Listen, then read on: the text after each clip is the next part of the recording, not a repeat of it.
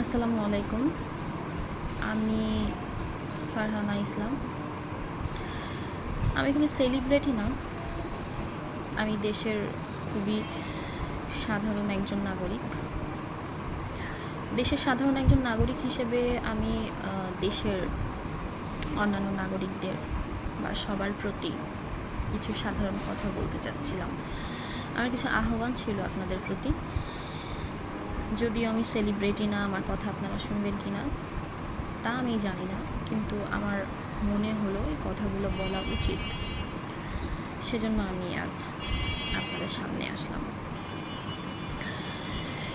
আমরা এই ছাত্রদের আন্দোলনের পরে আবার দেশ স্বাধীন হয়েছে এমন একটা কথা বলছি। তো এই কেমন স্বাধীনতা, যে স্বাধীনতার কিছুটা সময় পার হওয়ার আগেই আমরা দেশে যে আবার ধ্বংসলীলা দেখতে পাচ্ছি, এটা কোন ধরনের স্বাধীনতা? এর জন্যই কি ছাত্ররা এই আন্দোলনটা করেছিল? ছাত্ররা আন্দোলন করেছিল বৈষম্য বিরোধী, ছাত্ররা আন্দোলন করেছিল অন্যায়ের বিরুদ্ধে, অন্যায়ভাবে গুলিবর্ষণ হয়েছিল তাদের উপর। এজন্য তাদের আন্দোলন কোটা বিরোধী থেকে সরকার বিরোধীতে পরিণত হয়েছিল। দীর্ঘ বহু বছর ধরে আমরা এই আওয়ামী লীগ সরকারের অধীনে ছিলাম, যেটার কারণে দীর্ঘদিন ধরে জনগণের আওয়ামী লীগ সরকারের প্রতি একটা ক্ষোভ তৈরি হয়েছিল তাদের অন্যায় অত্যাচারের জন্য। দিনে দিনে মানুষ অনেক বেশি অতিষ্ঠ ছিল, কিন্তু মানুষ এই ক্ষোভটা প্রকাশ করতে পারছিল না, সাহস করে উঠতে পারছিল না, বা যে কারণেই হোক। কিন্তু ছাত্রদের এই ন্যায় নীতি সমৃদ্ধ আন্দোলনটা যখন হলো, তখন জনসাধারণ তার সাথে একাত্মতা ঘোষণা করলো। এর আগেও অনেক আন্দোলন হয়েছে, কিন্তু জনগণ এভাবে সম্পৃক্ত হয়নি। এবার জনগণ সম্পৃক্ত হয়েছে কারণ ছাত্ররা একটা নীতির ভিত্তিতে চলছিল, তাদেরকে গুলি করা হচ্ছিল, কিন্তু তারা কিন্তু পাল্টা আহ্বান জানাচ্ছিল না যে ঘরে দা, বটি, চাপাতি, ছুরি, চাকু যা আছে তাই নিয়ে আপনারা বের হন। তারা কিন্তু এই আহ্বানটা জানায়নি। আইন শৃঙ্খলা বাহিনী বা আওয়ামী লীগের, ছাত্রলীগের পেটোয়া বাহিনী তাদেরকে যখন গুলিবর্ষণ করেছে, তারা কিন্তু সেখানে নিজেদের নীতিতে সবসময় অটুট ছিল।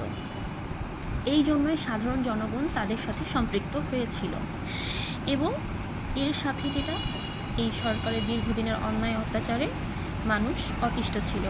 সব মিলিয়ে জনগণ তাদের সাথে সম্পৃক্ত হয়েছিল। আন্দোলনটা আল্লাহর রহমতে সফলও হলো।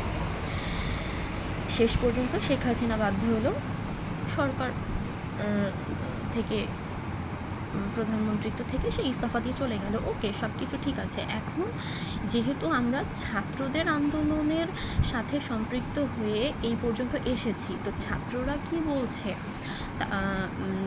সেই কথাটা তো আমাদেরকে বুঝতে হবে, তাদের অনুযায়ী তো চলতে হবে। আপনারা যদি নিজেদের মতো করে বিশৃঙ্খলায় সৃষ্টি করবেন, তো নিজেরাই আন্দোলনটা করতেন, তা তো করতে পারেননি এতদিন। তো এখন যখন ছাত্রদের পিছে দাঁড়িয়ে তাদেরকে সমর্থন জানিয়ে এই পর্যন্ত আসলাম, আমরা যা পারিনি করতে, ছাত্ররা, তরুণ সমাজ সেটা পেরেছে। তো তারা যেহেতু একটা নীতির ভিত্তিতে চলছে, ন্যায় নীতির ভিত্তিতে চলছে, তো তাদের কথাটা আপনাদের শুনতে হবে। আপনারা এভাবে যা দেখালেন, আপনারা গণভবনে যা পাচ্ছেন তাই দখল করে নিয়ে চলে আসতেছেন, আপনারা লুটতরাজ করছেন। আপনারা যে এভাবে লুটপাট করছেন, এতে আপনারা কি প্রমাণ করছেন? প্রমাণ করছেন যে ক্ষমতা পেলে আপনারাও ঠিক তাই করতেন যা আওয়ামী লীগ সরকার করেছে। তারা ক্ষমতা পেয়েছিল, তারা আমাদের দেশবাসীর সম্পদ লুটপাট করেছে, অত্যাচার করেছে। আপনারা ক্ষমতা পেয়েছেন সামান্য একদিনের জন্য, 2 দিনের জন্য, আপনারা ইচ্ছামতো ধ্বংসযজ্ঞ চালিয়ে গেলেন। কেন? আপনাদের আর তাদের মধ্যে তাহলে পার্থক্যটা কি? আমি বলতে চাই, দেশের সাধারণ জনগণ এবং ছাত্র সমাজ এটা চায়নি, এবং আপনাদের এই ধ্বংসলীলার সাথে সাধারণ মানুষের কোনো সম্পৃক্ততা নেই।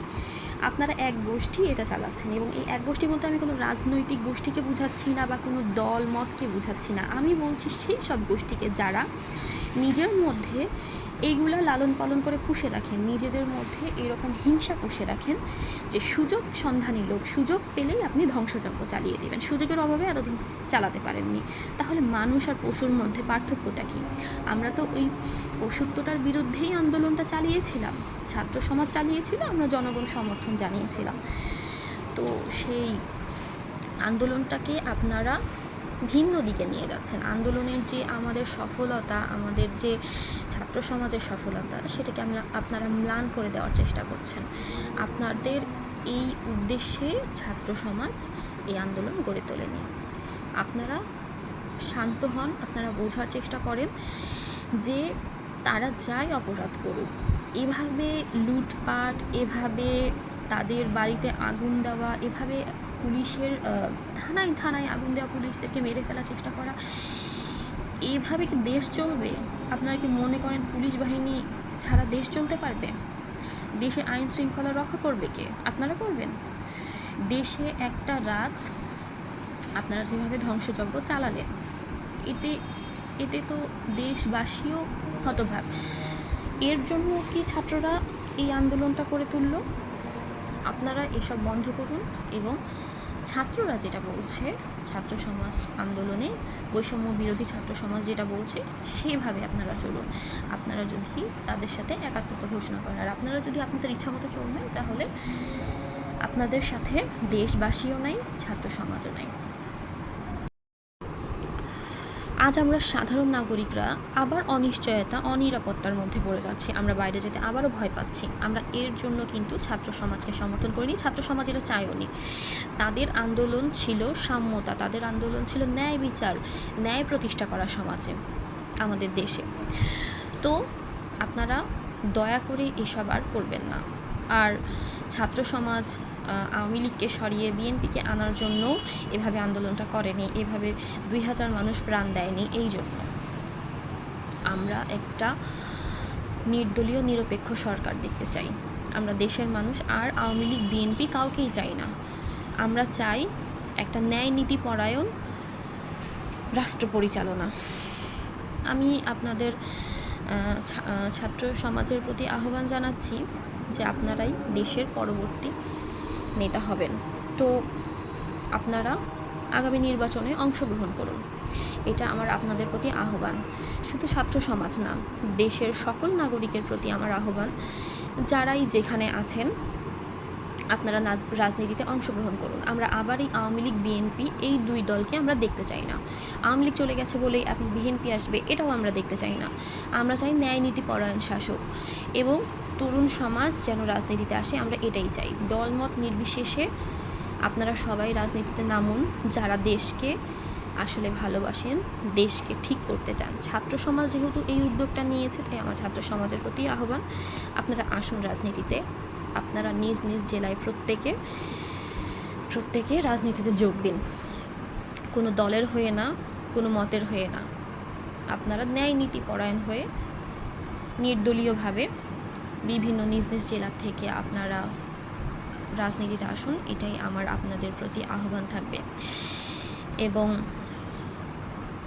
সহিংসবাদীদের প্রতি আহ্বান থাকবে, দয়া করে এই ধ্বংসযজ্ঞ বন্ধ করুন। পুলিশকে আপনারা কি দেশের শত্রু মনে করছেন? পুলিশ সম্পূর্ণ অর্ডারে চলে, তাদের উপর থেকে যা অর্ডার এসছে তারা তাই করেছে। এখন আপনারা সাধারণ সব পুলিশকে মেরে ফেলে দেশ চালাবে কে? দেশ চালাবে কে বলতে দেশের নিরাপত্তা দিবে কে? এভাবে হয় না। পুলিশ জনগণের শত্রু না, তাদেরও পরিবার আছে, তারাও এই দেশেরই নাগরিক, আপনাদের বুঝতে হবে। আর যা হবার হয়ে গেছে, এখন যদি আপনারা শুধু প্রতিশোধ পরায়ণতাই করতে থাকেন, তাহলে দেশে তো আবার অরাজকতা, অশৃঙ্খলা, বিশৃঙ্খলা চলে আসবে। তখন আবার কিন্তু আমরা বিদেশি শক্তির হাতে পতিত হওয়ার একটা সম্ভাবনার মধ্যে দেশকে পতিত হতে দেখতে পাচ্ছি। এসব থেকে রক্ষা করুন, এসব বন্ধ করুন, শান্তি প্রতিষ্ঠা করুন। এবং ছাত্র সমাজের আন্দোলনে যেহেতু আপনারা অংশ নিয়েছিলেন, ছাত্র সমাজ যেটা বলছে দয়া করে সেটা শুনুন। আর ছাত্র সমাজের প্রতি আমার আকুল আবেদন, আপনারা এখানেই আন্দোলন সমাপ্ত করে দিয়েন না। আপনাদেরকে আমরা চাই, আপনাদের মতো তরুণরা যারা এই পর্যন্ত আনতে পেরেছে দেশকে, তাদেরকে আমরা আগামী নেতৃত্বে চাই। আমরা চাই আপনারা রাজনীতিতে অংশগ্রহণ করুন এবং আমরা সাধারণ জনগণ চাই আপনারা দেশকে রক্ষা করুন। আপনারা যে অন্যায় দুর্নীতির বিরুদ্ধে, দেশে সাম্প্রদায়িকতা এবং একনায়কতন্ত্রের বিরুদ্ধে আপনারা সোচ্চার হয়েছিলেন, সেটা আপনারা বজায় রাখুন। এবং আমরা এটা চাই না যে দেশে একটা ফেয়ার ইলেকশন হবে অবশ্যই, কিন্তু আমরা এটা চাই না যে ইলেকশনে আমরা কোনো যোগ্য নেতার অভাবে যাকে তাকে ভোট দিই, এটা আমরা চাই না। এজন্য আমি দেশবাসীর প্রতি আহ্বান জানাচ্ছি, আপনারা সবাই দয়া করে যারা দেশের ভালো চান, যারা ছাত্র সমাজের সাথে একাত্মতা ঘোষণা করছেন নিজেদেরকে, তারা রাজনীতিতে অংশগ্রহণ করুন। ভালো থাকবেন সবাই। আসসালামু আলাইকুম।